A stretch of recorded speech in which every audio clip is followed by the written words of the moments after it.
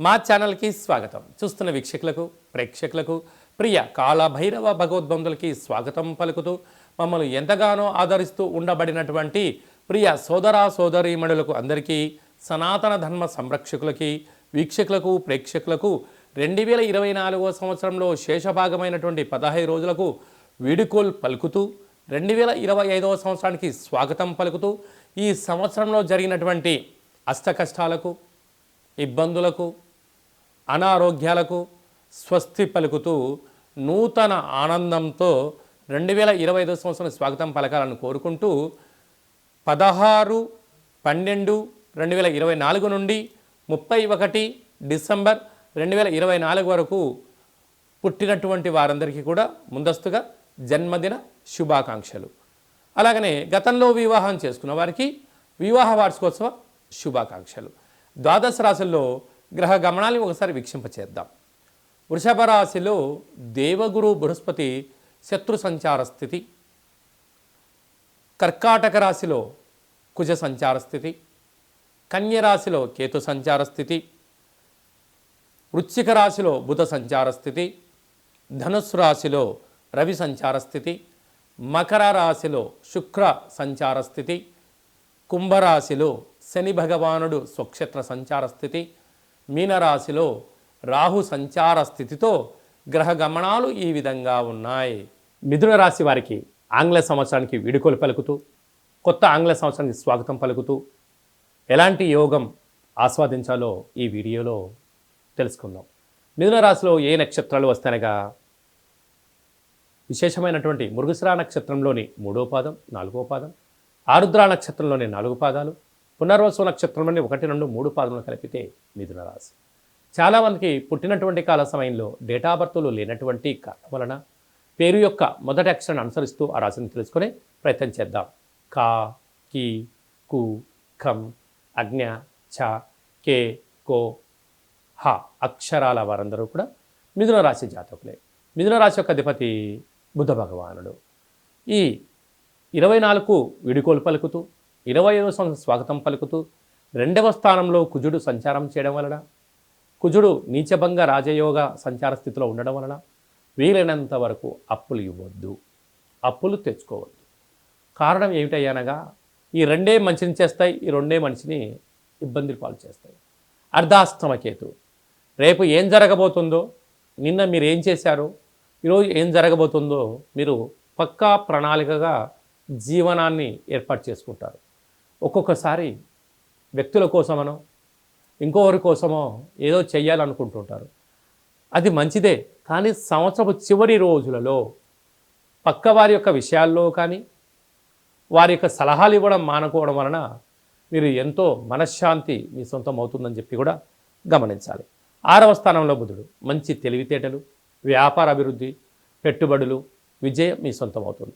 సప్తమంలో రవి సంచార స్థితి ఉండడం వలన వివాహ ప్రయత్నం చేస్తున్న వారికి మంచి శుభవార్తలు, వాహన యోగము, విదేశాలకు వెళ్ళాలి అనుకుంటున్న వారికి మంచి సలహాలు సూచనలు స్వీకరించడము యోగదాయకం అని చెప్పి కూడా గమనించాలి. మీ విలువైనటువంటి ఫోన్లు, ల్యాప్టాప్లు, మెయిల్స్, మెసేజ్లు జాగ్రత్తగా పెట్టుకోవడం ఉత్తమోత్తం. ఏ కొద్దిపాటి నువ్వు విస్మరించావా మెయిల్స్ అంటే డేటా చోరీ కావడం, బ్యాంకు లావాదేవీలలో ఇబ్బంది కొంచెం ఉన్నాయి, తస్మా జాగ్రత్త. వివాహం కాని వారికి ప్రయత్నం చేస్తున్నట్టయితే ప్రేమికుల మధ్య మంచి సయోధ్య, భార్యాభర్తల మధ్య అన్యోన్యత, వీరి యొక్క అభిప్రాయాలను షేర్ చేసుకోవడం వలన మరో మైలురాయి దాటబోతున్నారు అని చెప్పి గమనించాలి. ఏకాదశంలో విశేషమైనటువంటి పరిస్థితి గోచరించడం, రాజ్యస్థానంలో రాహు మీకు మీ కష్టానికి తగినటువంటి ఫలితాన్ని ఇచ్చే పరిస్థితి ఉంటుంది. వ్యయంలో దేవగురు బృహస్పతి సంచారం చేయడం వలన ఆధ్యాత్మికమైనటువంటి పూజలు, యజ్ఞము, యాగము, సత్ప్రవర్తన, సత్సంగము మీకు యోగాన్ని కలిగిస్తుంది. కనుక ఈ సంవత్సరము చివరి ఆదివారము, చివరి సోమవారము, సోమవతి అమావాస్య, అమావాస్యతో కూడుకున్న మంగళవారము అవడం వలన మీరు వీలైనంత వరకు దూరవాయు జల ప్రయాణం పెట్టుకోకపోవడం ఒక ఉత్తమమైన మార్గం. విందులని, వినోదాలని, ఆధ్యాత్మికమైనటువంటి స్నేహితులతో చేస్తున్నప్పుడు జాగ్రత్త వహించి తీరాలి. ఇలాంటి కాల సమయంలో మీరు 1 కేజీ బావు పెసలు తీసుకొని వాటిని ముందు రోజు నీటిలో నానబెట్టి తెల్లవారిన తర్వాత వాటిని ఉడకబెట్టి అందులో ఒక బెల్లం ముక్కను పెట్టి మీకు చాకలి వాళ్ళతో కానీ ఇంట్లో పెద్దవాళ్ళతో కానీ దిష్టి తీసుకొని గోమాతకు ఆహారం ఏర్పాటు చేయడం, లేకుంటే చాకలి వారికి దానం చేయడం, లేకుంటే ప్రవహించే నీటిలో వేయడం వలన సకల అంతర్గతమైనటువంటి బహిర్గతమైన మానసిక సంక్షోభానికి సంబంధించినటువంటి ఇబ్బందులు తొలగిపోయి ఈ సంవత్సరానికి కష్టాలకు ఫుల్ స్టాప్ పెట్టి నూతన ఆంగ్ల సంవత్సరానికి అద్భుతమైన స్వాగతం మిథున రాశి వారి సొంతమవుతుందని చెప్పి గమనించాలి. ఇలా చేసుకోవడం కుదరలేదు, ఈ కింది నెంబర్ సంప్రదించినట్లయితే మీకు వీడియో కాల్ ద్వారా పూజ చేయించి మిమ్మల్ని కొత్త సంవత్సరానికి ఆనందానికి స్వాగతం పలకడానికి ఏర్పాట్లు చేయడం జరిగిందని చెప్పి కూడా గమనించాలి. ఈ 2024 సంవత్సరానికి మన స్వస్తి పలుకుతూ ఈ యొక్క ఆంగ్ల సంవత్సరంలో చివరి రోజు సోమవతి అమావాస్య, మంగళవారం అమావాస్యతో కూడుకున్నటువంటి అవుతున్నాయి కనుక ప్రధానంగా మనము ఎలాంటి విధి విధానాలు పాటించాలో కూడా తెలుసుకుందాం. ఎందుకనగా ఇయర్ ఎండింగ్ అనగానే మనకు 25వ తారీఖు నుండి హాలిడేస్ రావడం, అందులో సంవత్సరంలో చివరి ఆదివారం, చివరి సోమవారం, చివరి మంగళవారం. ఈ సంవత్సరం రాజు కూడా అంగారకుడే కనుక అలాంటి తెలుగు సంవత్సరాది పండగకు రాజు అయినటువంటి ఆయన ఈ యొక్క మంగళవారం అమావాస్యతో కూడుకున్నటువంటి పరిస్థితులు ఉంటున్నాయి కనుక వీలైనంత వరకు సముద్ర స్నానమని, దూర ప్రయాణాలని, ఆవేశభరితమైన నిర్ణయాలు కానీ దయచేసి ఎవరు కూడా ఎలాంటి ప్రయాణాలు పెట్టుకోకపోవడము ఉత్తమోత్తంగా భావించగలిగింది. ఎందుకనగా సంవత్సరపు చివరి రోజులలో దాన్ని శేషము అంటారు కనుక అందులో అమావాస్యతో కూడుకున్నటువంటి సోమవారం అమావాస్య వస్తే దాన్ని సోమవతి అమావాస్య అని, మంగళవారం మిగులు ఛాయలు ఉన్నాయి కనుక అమావాస్యతో కూడుకున్న మంగళవారం అవ్వడం వలన ఆవేశభరితమైన నిర్ణయాలకు ఇది సరైన సమయం కాదులని, విందులని వినోదాలని పాల్గొంటున్నప్పుడు ఎన్నో జాగ్రత్తలు అవసరం. మితిమీరిన వేగంతో ప్రయాణం చేయకపోవడం, ఆధ్యాత్మికమైన చింతనతో కలిగి ఉండడం వలన ఎన్నో రకాలుగా ఉపద్రవాలను, ప్రమాదాలను నియంత్రించుకునే స్వయం శక్తి అందరికీ ప్రసాదించాలని మనసారా కాళభైరవ స్వామిని కోరుకుందాం.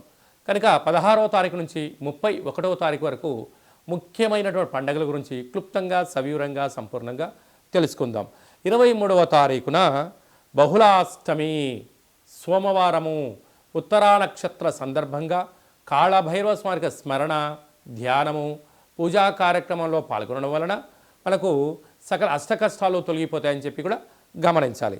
అలాగనే మనకు 30వ తారీఖు సోమవారం పూట అమావాస్య, సోమవారంతో కూడుకున్నటువంటి అమావాస్య అని సోమవతి అమావాస్య అంటారు కనుక సకల గ్రహదోషాలు సంవత్సరంలో ఉండబడినటువంటి వాటన్నిటిని కూడా వదిలేసుకొని కొత్త ఆనందకరమైనటువంటి స్వాగతం పలకాలి అన్నట్లయితే కాళభైరవ స్వామికి స్మరణ, కూష్మాండ దీపము, నారికేల దీపము, ముడుపు, కాళభైరవ హోమ కార్యక్రమాల్లో పాల్గొని దిష్టి తీసేసుకొని కుక్కకు మహారాజు గారు కానీ పక్షిరాజవారైనటువంటి కాకికి ఆహారాన్ని పెట్టుకోవడం వలన యోగదాయకం.